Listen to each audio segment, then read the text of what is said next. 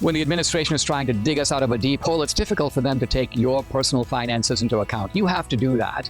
I choose to diversify my savings with gold from Birch Gold Group, and you can too. Just text the word Dinesh to 989898. Birch Gold will send you a free, no obligation information kit on gold. Birch Gold has an A+ rating with the Better Business Bureau and tens of thousands of happy customers. You too can diversify with Birch Gold. Text Dinesh to 989898. Coming up, the Trump administration wants a new census, and I'll tell you why Democrats are outraged and fearful.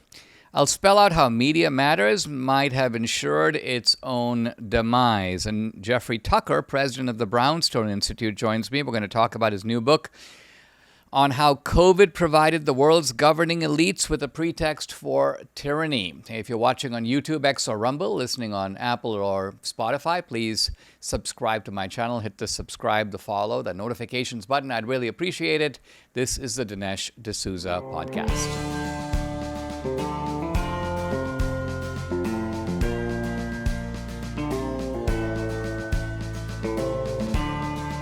America needs this voice. The times are crazy. In a time of confusion, division, and lies, we need a brave voice of reason, understanding, and truth. This is the Dinesh D'Souza podcast. The Trump administration has announced just today, this morning, that it is deploying federal troops to Washington, D.C.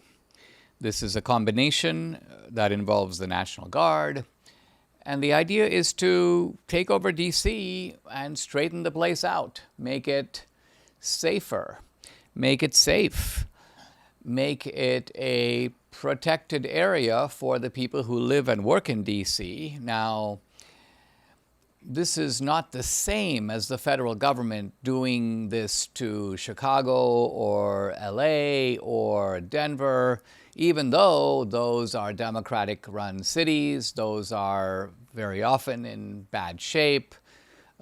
St. Louis, I believe, is the worst in terms of crime rates in the country, but Detroit is really bad, Baltimore is really bad, LA is pretty bad, San Francisco is pretty bad, and DC is pretty bad. But what makes DC unique is that it is also the home of the federal government. The federal buildings are where else in D.C. And so there is a direct federal interest here in maintaining law and order over and above the federal interest in securing the country in general. Trump has the authority to do it, and I think he wants to make an exhibition of how a city, a Democratic city, under Republican executive control can be completely different from what it is now. Now, it's kind of a remarkable sight to see the Democrats screaming about this. Their talking point is that the city has seen a drop in its crime rate. And in fact, I'm looking at posts this morning from a whole bunch of leftist posters: Mika Irfan, Jessica Tarlov, Donna Brazil, Joe Walsh, Brian Krasenstein, and they all seem to be composed by the same guy, i.e. none of these people, or they seem to be slightly rewritten versions of some sort of memo that went out from the Democrats, because they all talk about crime being at a, quote, 30-year low. It's down from last year. Now, these Democratic cities are such cesspools. Murders are routine. You don't hear much about it, largely because a lot of the crime is black-on-black crime, and it's not treated really by the media as newsworthy at all. Blacks are evidently expected to be killing each other. Of course, if there's a single white-on-black crime, it has to be on the front page. It's a racial incident. It needs to be investigated. The country has to come to a halt. And but crime is normalized in these cities. So it doesn't really matter if the crime rate goes up or goes down a little bit. The truth of it is these are very dangerous places to be in. I lived in D.C. For about 11 years. Well, no, around 14 years, actually, now that I do a little better count. And the thing about D.C. is not just that there's a lot of crime in D.C., but You can be in a safe area in D.C. and you walk 2 blocks and it becomes dangerous. So East Capitol Street, which is right around the Capitol, is pretty safe. East Capitol and 2nd, safe. 3rd, safe. 4th, a little bit less safe. 5th, 6th, and 7th, getting questionable. 8th, 9th, and 10th, already highly questionable. You go further, and you're basically in a kind of a war zone, or you have to look over your shoulder as you walk and be ready to put your running shoes on just in case you need them. So this is D.C. And in this respect, it's somewhat different from New York City, where there are large areas of Manhattan that are pretty safe. It's only once you get into certain areas, into the Bronx or into Queens or Brooklyn, that things become more dubious. D.C. is unsafe lots of places. And in fact, you can just be walking home from a restaurant and you find yourself in an extremely unsafe zone. So the Democrats seem to be saying, in effect, leave us alone. We like our crime the way it is. It's gone down. We don't mind the current level of crime. The Washington Post, which is very much on board with this line of thinking, did an article about this, but the article itself implodes when you pay attention or read carefully what is being said. Here's a section of the article. Quote, "This is a safe city," says one resident, and this is my favorite part, speaking on the condition of anonymity over concerns of personal safety. So here's a guy saying, hey, you know what? I think our city's pretty safe. Okay, sir, can we quote you? No, you can't. I don't want you to use my name because I won't feel safe. Somebody may use that to target me. I might have a home invasion. Someone may try to rob me because my name was in the Washington Post. So what does that tell you? Follow this guy's actions and not his words. And his actions suggest a person who's living in fear. All right. Let me now talk about Trump's proposal for a new census. The Democrats, again, are upset about this, and we know why they're upset. They act like they're just trying to stick by the rules. Hey, listen, censuses can be done every 10 years. But the rules don't say that they have to be done every 10 years. The rules merely say that you shouldn't go more than 10 years without having a census. This means that you can do a census every year if you want. You can do a census more often. You just need to do it every 10 years. And the reason that the Democrats like things the way they are is that in the last census, the census in fact admitted that it overcounted Democrats and it undercounted Republicans. That's one problem. And we have been, in a sense, the census goes, oops, we made a big mistake. And this mistake could be significant. It could be 2 or 3 congressional seats. And in a country that's evenly divided, that makes a difference. But here's the other point.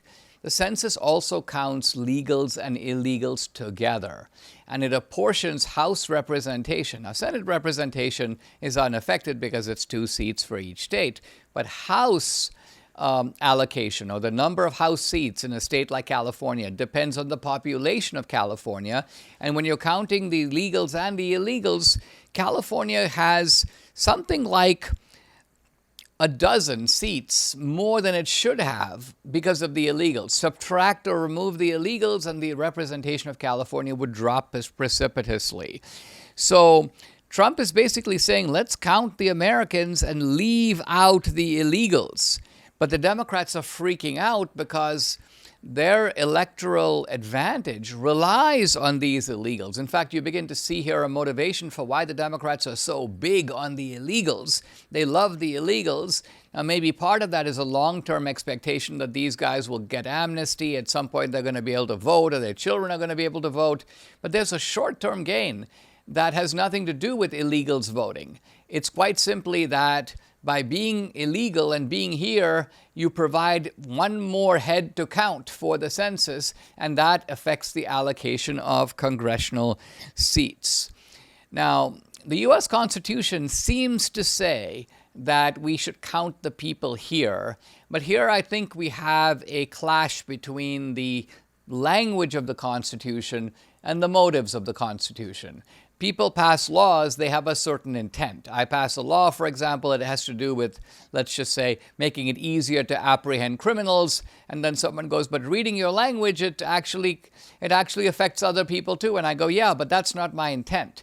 So the founders, I think it's safe to say, never intended that we would have vast numbers of people sneaking into the country against the wishes of the people and the government, breaking our laws. And nevertheless, hey, we're here, count us in the census.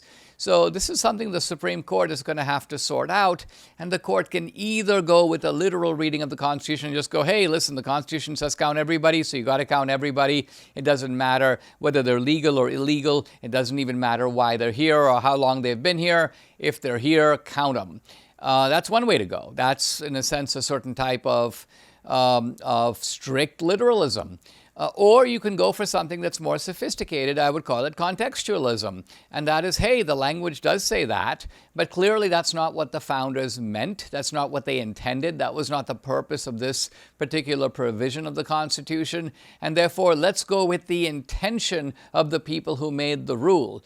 And the intention of the people who made the rule is that the census exists for the purpose of counting Americans, because after all, it's Americans who deserve political representation through the House and also, obviously, through the Senate. So this is, I think, a very ingenious move on the part of Trump, the census, a new census. Why? It forces the Democrats to become more explicit, to nakedly expose their own motives. And their own motives are, we like the illegals. We want the illegals. We've been letting them into the country because we get the short-term benefit of increasing our political allocation. Our blue states get more representatives, and the red states get proportionately fewer representatives. And Trump is basically saying, this is not fair. This needs to be corrected. This is certainly a fight that's worth having now. You've heard about microplastics, tiny pieces of plastic. They're now everywhere in our food, our drinking water, even our air. A new study shows 94% of U.S. tap water and bottled water worldwide contain microplastics. Microplastics are in 88% of our meat and seafood. And even if you eat clean, you're still taking in plastic, and it's damaging your health from the inside out. Now, these particles pass through the gut barrier, they enter your bloodstream and trigger a wave of oxidative stress, which scientists now link to inflammation, mutations, and even cancer. BPA in plastics is known to disrupt hormones, damage DNA, and is now even showing up in the human brain. But there's hope, and it starts in the gut. Kimchi 1 from Bright Core Nutrition is one of the most powerful natural detoxifiers on the planet. It contains a unique probiotic strain proven to degrade BPA, plus over 900 other strains that help flush toxins, restore gut health, and support your immune system. So this isn't just about digestion, it's about protecting your future. Right now, my listeners and viewers can get 25% off Kimchi 1 with code Dinesh. Just go to mybrightcore.com/Dinesh. Or even better, you can call. And if you call, you get up to 50% off, free shipping, and a bottle of vitamin D3, but only when you call. Here's the number, 888-927-5980. The number again, 888-927-5980. Mike Lindell tells me a major retail chain just canceled a massive order, leaving MyPillow with an overstock of classic pillows. Hey, their loss is your gain. For a limited time, MyPillow is offering their entire classic collection at true wholesale prices. Get a standard MyPillow for just $17.98. Wow. Want more? Upgrade to a queen size for just $22.98, or king size for $24.98. Snag body pillows for $29.98, and versatile multi-use pillows for just $9.98. Plus, when your order totals over $75, you get $100 in free digital gifts, no strings attached. That's right, premium pillows at unbeatable prices and bonus gifts to top it off. So don't wait. Head to mypillow.com, or you can call 800-876-0227. The number again, 800-876-0227.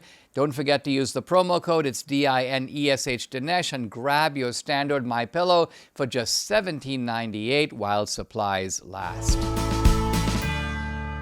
According to some reports, Media Matters, the Media Matters group. It's a hit group on the left run by one David Brock. Well, Media Matters is on the brink of collapse. Now, this David Brock character, a fellow I knew in his younger days, I'm looking at a picture of him right now on MSNBC, and I'm kind of chuckling because it looks like he is combing his hair in the manner of like George Washington. You know, the white hair combed straight back like we see in some of these documentaries of the American founding. And yeah, David Brock, in his true beliefs, could not be further removed from the founders. This guy is a kind of walking sleazebag. Even in his younger days, he was extremely sly and duplicitous. He essentially broke with the right and claimed that we were tormenting him and we were all against him because he was gay. The truth of it is we treated him very well. We did not torment him in any way. This was a kind of a narrative that he made up later, a fictitious kind of past life in which he was victimized and was forced to flee the right because, of course, it was full of so many racists and homophobes. And then in his writing, he began to make up things about the conservatives he was hanging around, not me, but others, and he'd say, well, these people were making insensitive remarks and so on. And the truth of it is that he himself was part of this gang. No one ever noticed that he was in any way uncomfortable with any conversation anyone had. So this guy is a very slippery character, very appropriate for Media Matters. And Media Matters over the past decade or more has been doing these exposés, vicious exposés of the right. But then Media Matters decided to go a little too far, and they had been getting away with a lot of sleazy tactics, but they decided to sort of take on X. And by the way, Media Matters is funded by a lot of dark money donors, liberal billionaires who don't want to be themselves exposed or identified, but they like what Media Matters is doing and hitting out at the right, doing its kind of bogus fact checks. And but Media Matters is now being sued by X, and it's being sued by X because of a campaign that they conducted against X's advertisers. It was a very successful campaign, and evidently what Media Matters did was they rigged their own searches so that they made sure that the results of that search would produce advertising from different companies along with like Nazi content. Now, there's not a lot of Nazi content on X. You and I know that from our own X accounts. But what Media Matters is able to do is pull the Nazi content and pull the advertising content into single screenshots, and they make all these screenshots and they send them to the advertisers who are suitably horrified. Oh, we don't want to be shown alongside neo-Nazi content. We better pull our ads from X. But this was all a scam. This was all orchestrated by Media Matters. And so Elon Musk decided, okay, I'm going to sue them. And not only that, I'm going to sue all their donors. And not only that, I'm going to sue the advertisers themselves because all of these people are colluding in a dishonest campaign. And by the way, this kind of collusion, when it produces economic damage to a business entity, the business entity can calculate the extent of that damage. Like if we lost advertising, let's just say over a period of years, and we lost this much money and we took a blow to our reputation, we are going to sue you for a giant amount of money. And not only that, Elon Musk has very deep pockets, so Media Matters is swimming in legal bills.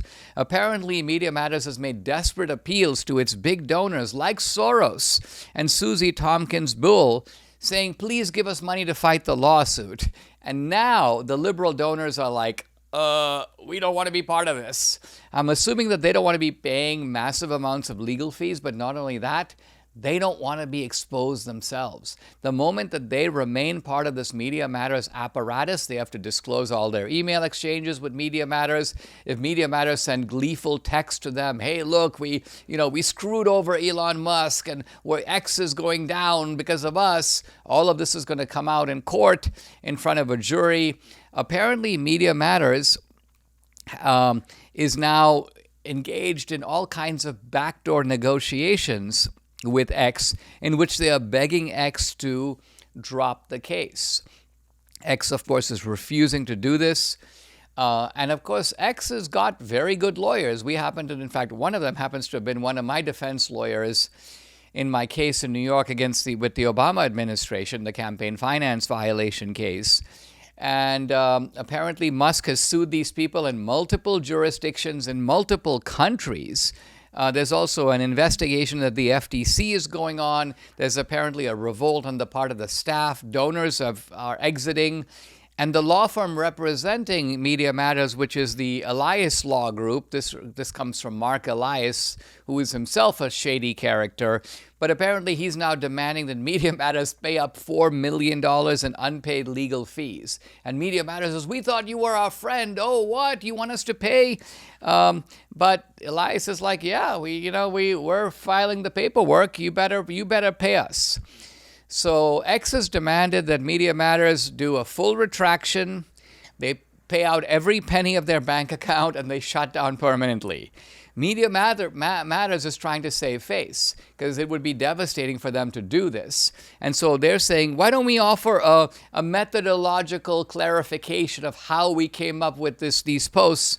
And X is like, that's not going to do it. We're not satisfied with that. The lawsuit is going to proceed.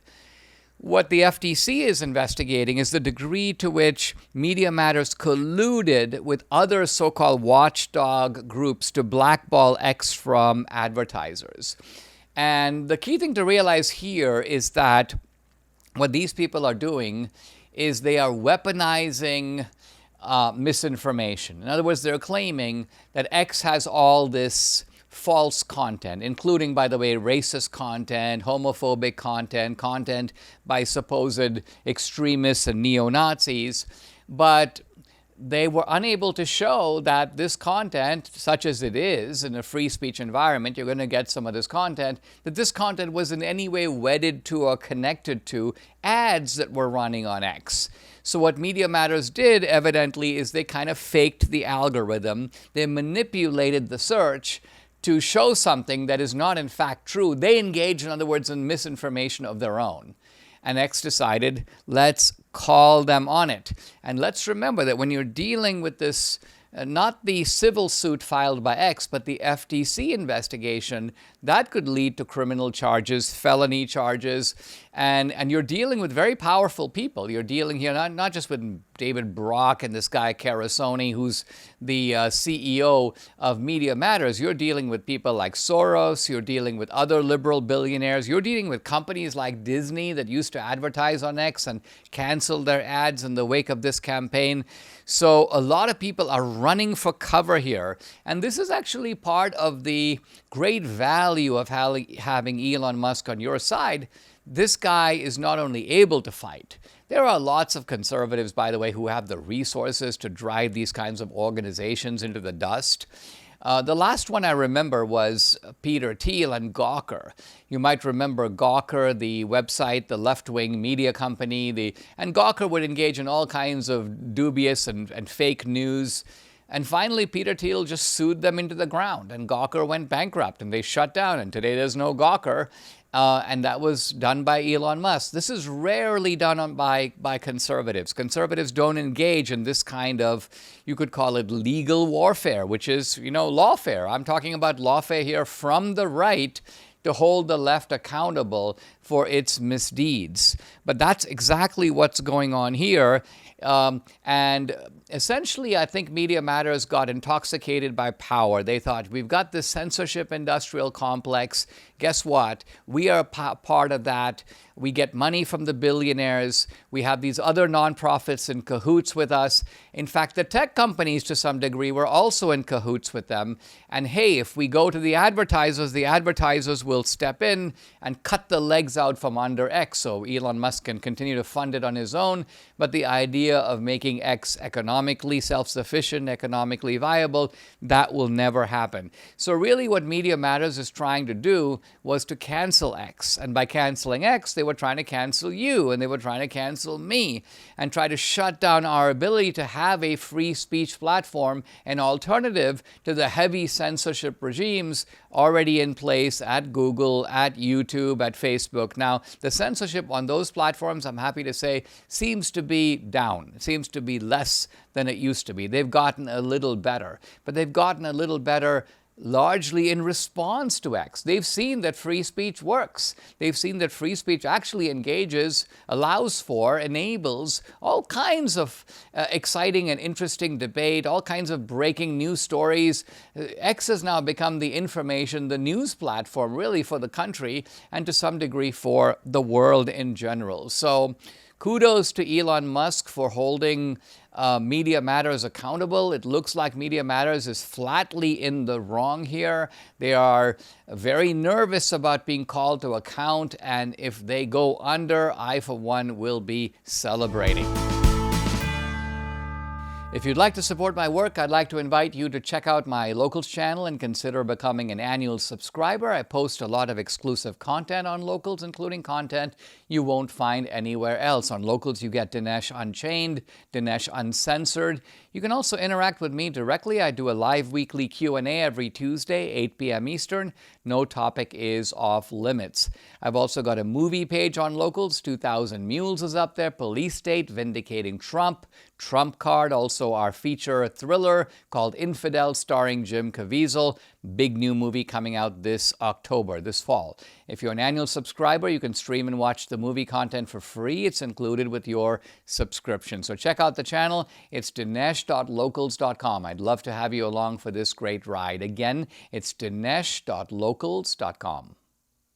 Is the continued divide between Trump and the Federal Reserve putting us behind the curve again? Can the Fed take the right action at the right time, or are we going to be looking at a potential economic slowdown? And what does this mean for your savings? Debbie and I play it safe. We diversify with gold through Birch Gold Group. We do it for peace of mind, knowing that if the bottom falls out, well, we have something tangible to hold on to. And Birch Gold makes it incredibly easy for you to diversify into gold too. If you have an IRA or old 401k, you can convert it into a tax-sheltered IRA in physical gold, or just buy some gold to keep in your safe. First, get educated. Birch Gold will send you a free information kit on gold. Just text my name, Dinesh, to the number 989898. Again, text Dinesh to 989898. Consider diversifying a portion of your savings in gold. That way, if the Fed can't stay ahead of the curve for the country, at least you can take action for yourself.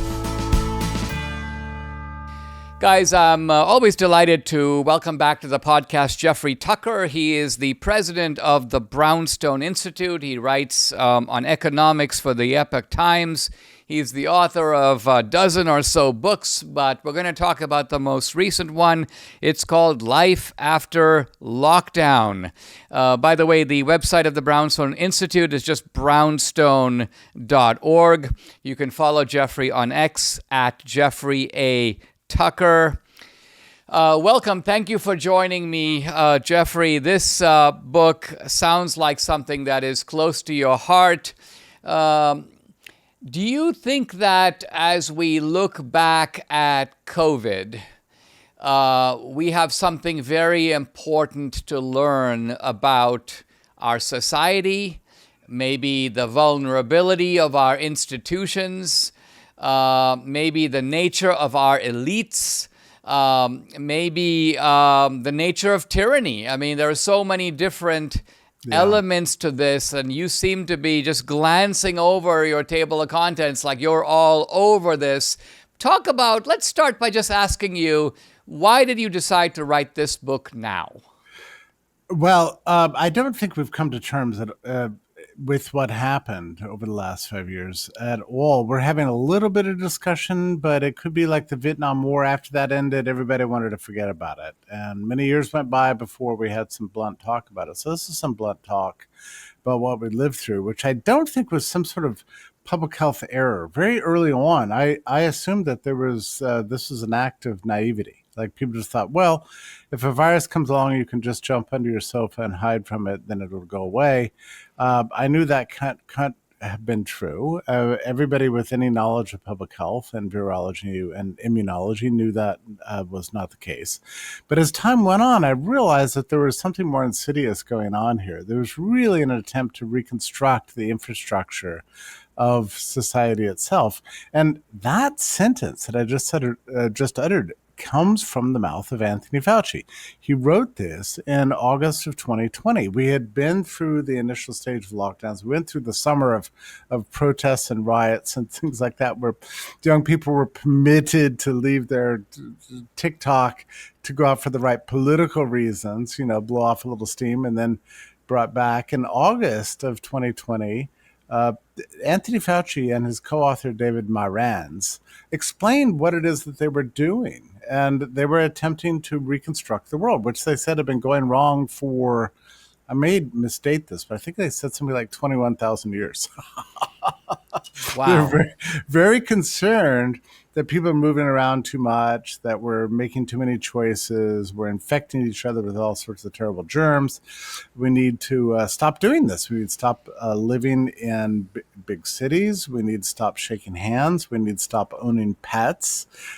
We need to start living in really extreme isolation from each other and cultivating only sort of digital friendships on the subscription model if we expect to have health. Of course, the amazing thing about this article is it comes out during a time of extreme ill health. People are turning to substances, it's liquor, it's weed, it's psych meds.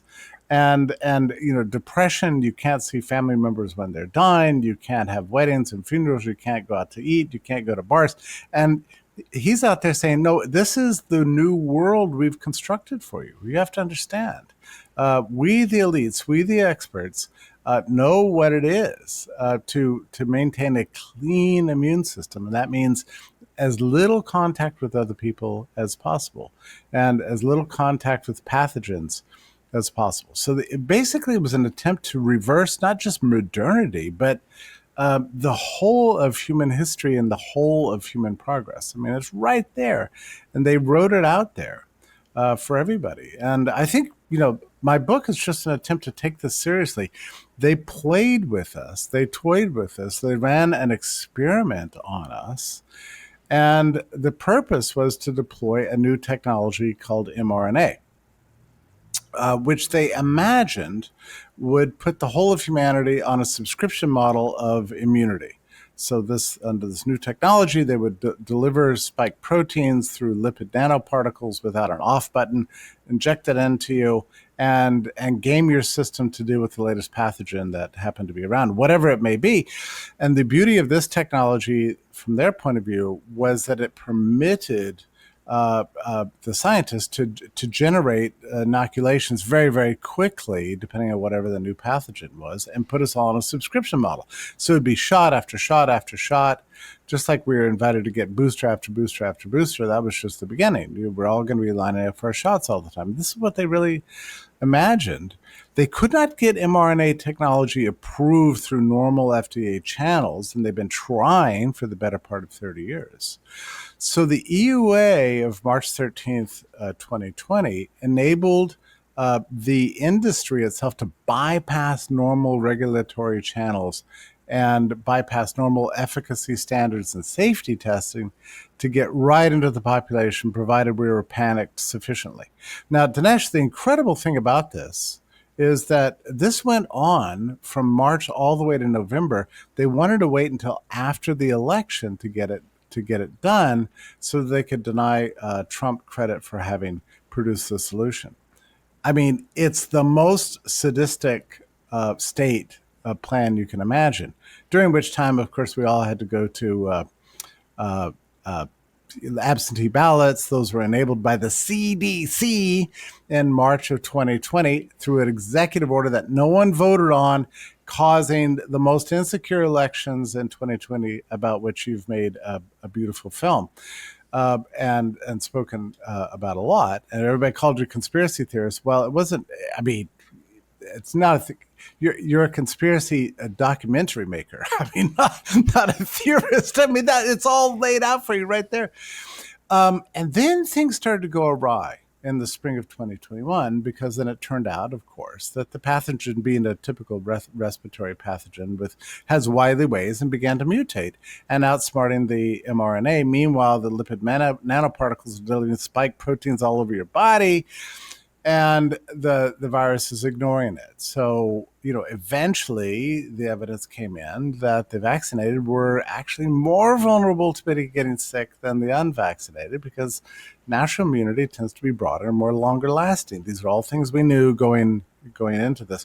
So that's when the credibility began to decline. First of Fauci, then of public health, then of one agency after another, NIH, FDA, CDC, HHS, and then the incredulity spread. Then it spread to the pharmaceutical companies that were denying people normal therapeutics like hydroxychloroquine. Even the British armies knew about that drug, and they used it for hundreds of years. So it's just ridiculous.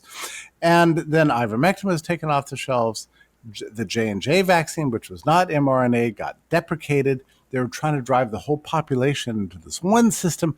The system didn't work. Everybody got COVID anyway. At the end of the pandemic, everybody's sicker than ever. Very crucially, however, we no longer believe. We don't believe in the systems they constructed for us, whether it's the big media or the big tech or academia that stayed silent, or the retail branches of the deep state at your local Walgreens and CVS. Everything lost credibility, and that's sort of where we are. And all the polls show this, and it's affecting everything. That's why the media is on the collapse and you're on the rise. It's why the latest American Medical Association polls of young parents are showing that people are not willing to commit to the vaccine schedule. It's why the credibility of doctors is on to the decline. So this really is the collapse of an entire paradigm. They tried to reset the world. Instead, they discredited the entire ruling class, not just in the United States, but all over the world. That's my big story. This is fascinating, Jeffrey, because you've been I would say probably accurately described as sort of a libertarian writer and thinker over the last couple of decades, if not longer. And now we see this very incestuous collaboration, also called a conspiracy, involving agencies of the government, to be sure, but also the big tech companies, which are certainly private companies, involving innumerable media institutions, which are also private and not functioning simply as an extension of the government. You mentioned the pharmaceutical companies. Has this given you or forced you into a sort of I have to look at a new way in which these elites come together, and it's not so much a private-public distinction anymore, because all these guys are really in the same bus. Yeah, Dinesh, this has been, for me, a bit of an ideological trauma. We used to have a very simple model of the world. Public bad, private good. Public sector is always screwing up. The private sector is awesome. There's the state, and then there's liberty, and we've solved all problems, except that does not fit what we went through in this deployment of this totalitarian state in our time. And so, empirically, you have to look at who the cooperating partners are in this whole thing. And I'll tell you something else that's really alarming to me. It's not just the state imposing itself on the private sector. A lot of times when you look really carefully at the way this thing unfolded, it was very unclear sometimes which was the hand and which was the glove, the public sector or the private sector. You see what I mean? So you had a lot of private actors that were driving these policies. There's no question that the vaccine companies were responsible for lobbying for the mandates on business and on the public sector, because vaccine uptake was too slow. It was too low. They wanted customers.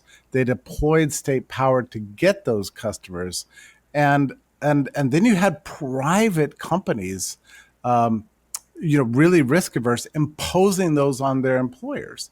Now, some of my libertarian friends say, oh, well, private companies can do whatever they want. There's a problem with that because the shots themselves are indemnified against liability, which you would never have in a real free market. And there they were pushing them on employees. If something goes wrong, nobody's responsible. That is not the way we think of capitalism as actually working in its purest form. So it's extremely important to look at the particulars of these cases to understand that what we call the state is a really complicated institution. We're not talking about politicians anymore, and we're not even necessarily talking about civilian bureaucracies like the Department of Labor. When we got the order to split the workforce in essential and unessential, that did not come from the Department of Labor. That came from a sub-agency of the Department of Homeland Security that was operating under the cover of classified information. It was a kind of a quasi-martial law that bypassed the elected representatives entirely. And they worked very closely with the private sector, not just the pharmaceutical companies, but also the medical doctors, the medical journals, the pharmaceutical retail outlets, which in turn advertised for the major media, which did their bidding. And they were able to enlist vast amounts of academia because they're getting the grants to certify all these drugs as safe and effective. So when you look at the way it unfolds, what we call the state, or what Adam Smith or what classical liberalism calls the state, has grown really complicated and really wide and deep. And if you want to do something about the system, you cannot just isolate, the public government's bad. Sometimes, and in this case, it's very interesting, if you want to do something about the deep state power that is unaccountable, your best path may be to empower that old-fashioned idea of democracy, right? Let's get our elected representatives to exercise power over the deep state. And that, I think, is what we're seeing unfold with the Trump administration right now. People call him an authoritarian. Well, I'm not always comfortable with everything he's doing, but I tell you what, there's never been a more ferocious enemy of deep state power. And it's certainly not in my lifetime. I mean, probably not in the last century. So to me, I don't even know what a path for freedom looks like until we can get some kind of connection between the voters' wishes and the people who are in charge of the system, which should be the people we elect. Hope you see what I mean. I think so. And I think also, for me, Jeffrey, one of the most vivid scenes of this whole COVID thing that shows you the long reach of the arm of tyranny would be you'd look inside some Walmart or you'd look inside some Target, and you would have a person go up to a complete stranger and begin to shriek at them in the most tempestuous terms. Why aren't you wearing a mask? And you began to realize that this tyrannical impulse is not simply the prerogative of bureaucracies and institutions. I mean, it's there right in human nature, right? And I'm sure in small villages it was expressed in the village busybody who went looking in everybody's window to see if she could spot something and spread the news about what so-and-so is doing behind closed doors. I mean, this is a human phenomenon, and it is simply being channeled, I think, now through these massive structures. And I think what you're saying is that they reached a terrifying apex on COVID. The politics of fear was at its zenith. And all of this, if we don't understand it and come to terms with it, this could all happen again to us and happen in a way that's more permanent than COVID turned out to be. Yeah, just on your point concerning the sort of populist enforcers, the sort of ruling class professional people that were telling me stop walking the wrong way on the grocery aisle, and the quasi Nazis that were screaming at me to put on a mask and that sort of thing. Back in the day, there was a book called The Black Book of Communism that had I'm sure you remember it, that had a chapter on the Cultural Revolution. And that had a very interesting analysis of what was called the Red Guard. These were the regular people who took Mao's edicts more seriously than Mao himself did, right? And so they became the extreme enforcers of this ideological vision. Well, that is essentially what woke became, especially during the COVID part. Just a period of insanity that spread itself in all kinds of different directions, leading to terrifying results, even in the world of transgenderism. And, that's when our crosswalks got painted with rainbows, and we were screamed at for infecting other people and for declining the vaccination. It was all just this terrible thing. And you know what? It helped me understand something about this word totalitarianism. Totalitarianism doesn't just mean the government controls everything. It means the totality of everything becomes coercive. It gives rise to a culture of control and irrationality that can become ferocious and dangerous under the wrong conditions. And we were headed that direction already before COVID, and COVID just unleashed that in shocking ways that if you're not closely paying attention to what happened to COVID, you don't understand something about the way power works in our time.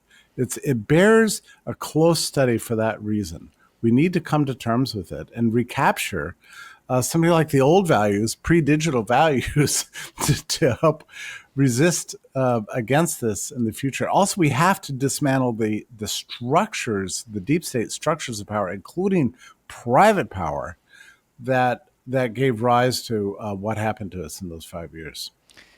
Great stuff, Jeffrey, and the book sounds really wonderful. I'm excited to read it. It's called Life After Lockdown. The author is Jeffrey Tucker. Follow him on X at Jeffrey A. Tucker.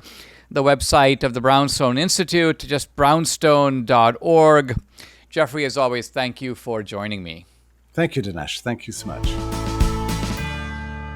I am approaching the conclusion now, not the conclusion of the book, Ronald Reagan, How an Ordinary Man Became an Extraordinary Leader, but rather the conclusion of the discussion of the Cold War, which I think does represent Reagan's supreme accomplishment. Reagan had domestic accomplishments. He had accomplishments that had to do with uplifting the morale of the country, but nothing really compares to what Reagan did in bringing down the Soviet Empire, which, let's remember, had been a bit of a menace since the 1920s and certainly became a serious menace after World War II. Now, Gorbachev is the new Soviet leader. He's been in office for a couple of years. And Reagan decides to bet on him, to work with him. And the question is, what did Reagan see about Gorbachev that convinced him that Gorbachev was a departure from the old Soviet model? Reagan might intuitively have thought that. I mentioned earlier that Margaret Thatcher met with Gorbachev and came to her judgment that he was different. But what really convinced Reagan, and I suggest in the book a rather unusual answer to that question, and that is that Reagan, in interacting with Gorbachev, began to tell him Reaganite jokes.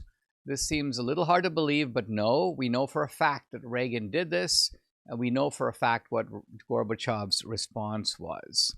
Here's the kind of joke that Reagan tells Gorbachev.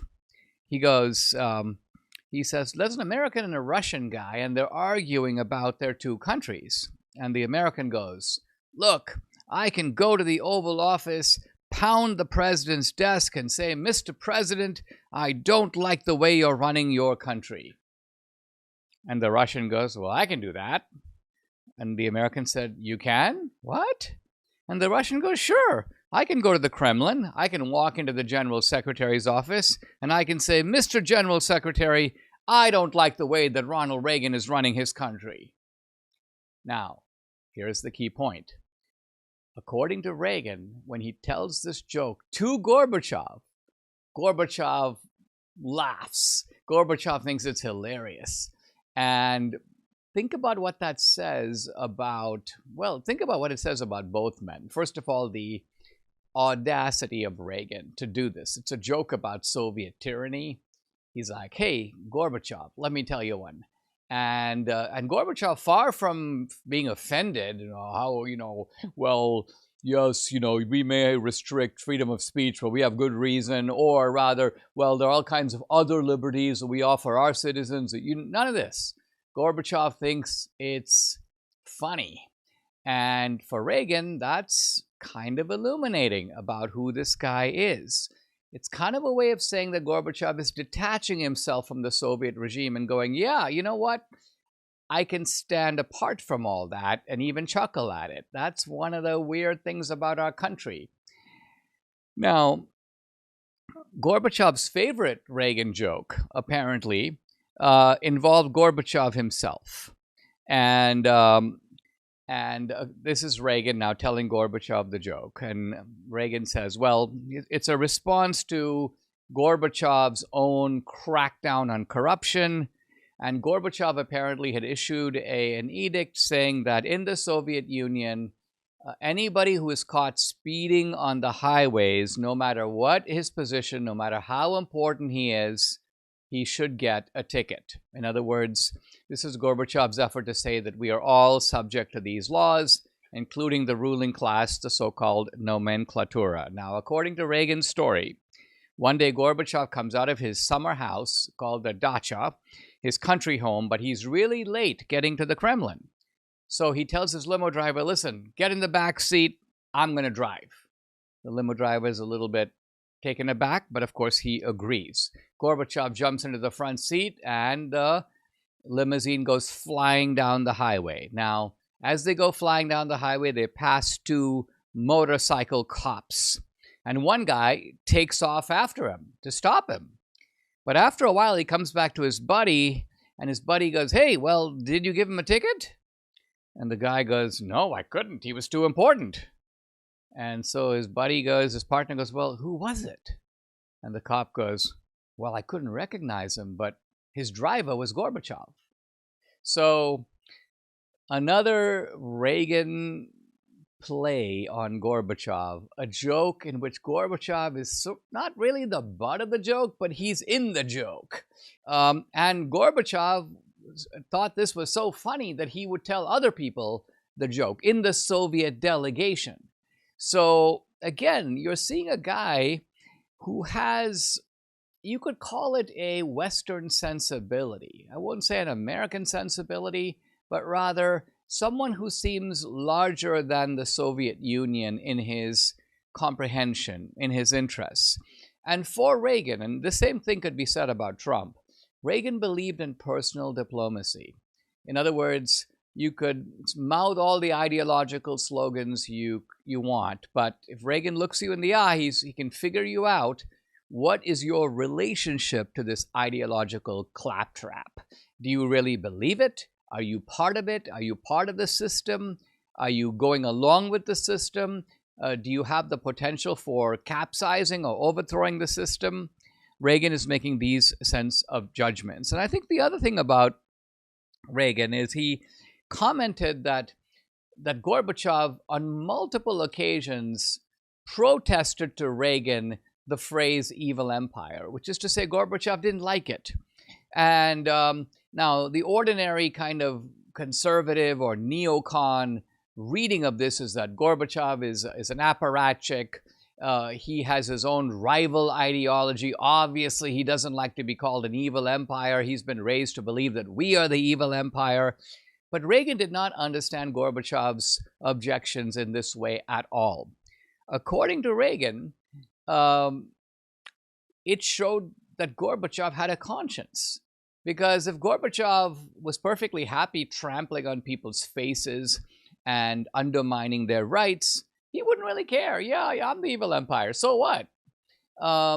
A truly ruthless dictator is not going to be intimidated by the accusation of being ruthless. He's not trying to be anything else. He likes the fear that his ruthlessness inspires in people. But this was not Gorbachev. He was annoyed. He didn't want to be identified with an evil empire, and that alone told Reagan something very important. So what happens?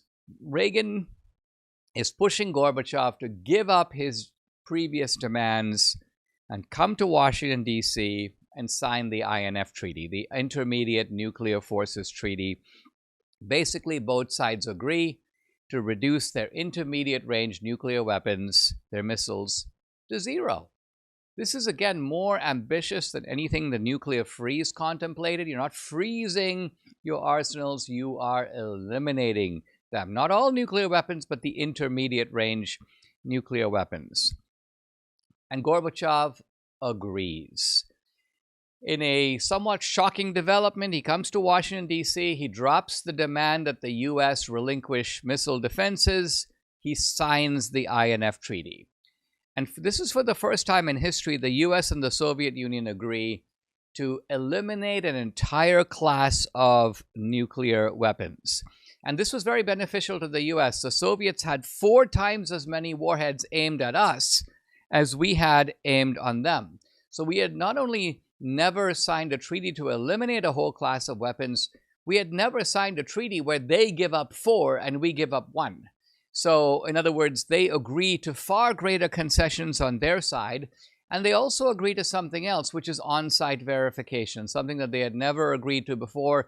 On-site verification means that you can verify the reductions not just by having satellite pictures, but also by sending people to go look. Hey, there are no nuclear weapons here.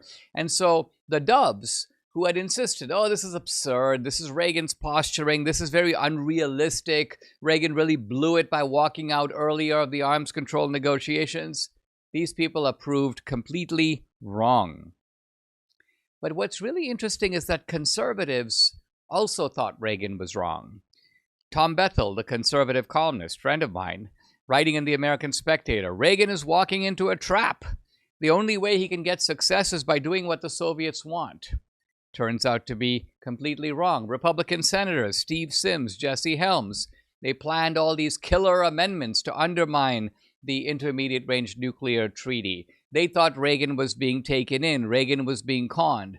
Right-wing groups took out a full-page ad. I believe this was in the New York Times, but also in other papers, accusing Reagan of being sort of like a Neville Chamberlain. Now, it's important to realize with the benefit of hindsight, these criticisms kind of missed the larger current of events. Something much bigger was going on, bigger than the INF Treaty. Reagan was onto that, and they weren't. So when we pick this up again tomorrow, I'm hoping to complete this section on the Cold War by laying out how we saw this spectacular unwinding, not just of the Soviet Empire. That would be astonishing in itself and something that really no one on either the left or the right had truly predicted. Reagan predicted it, but no one else did. But it was a dismantling of the Soviet regime itself. This happens very rarely. In fact, I'm trying to think, I'm running my brain through history to see if I can think of another example. You know, it's like, imagine the Roman Empire coming, the senators getting around the table and saying, in effect, we dismantled the Roman Empire. That did not, by the way, happen. The Persian Empire, it didn't happen that way. Alexander the Great destroyed the Persian Empire. Nor did Alexander dismantle his own empire. He died and his empire ultimately crumbled. So this is the way that empires fall. But in a unique episode in world history, the Soviet Union abolished itself. So we're gonna reach that denouement, that conclusion next time, and it's well worth recalling because a lot of times the news, the everyday news, is full of bad news, and sometimes there are blips of good news. But this is good news on a scale that you rarely get in history. These are the kind of events that occur not just once in a decade, but sometimes once in a half century or in a century. an event that just as it happens, you know right away that you're looking at something that will be a centerpiece in the history books. And it happened in the late 1980s, 1989, through 1992 in a series of astounding events that I will recount tomorrow. Subscribe to the Dinesh D'Souza podcast on Apple, Google, and Spotify, or watch on Rumble, YouTube, and SalemNow.com.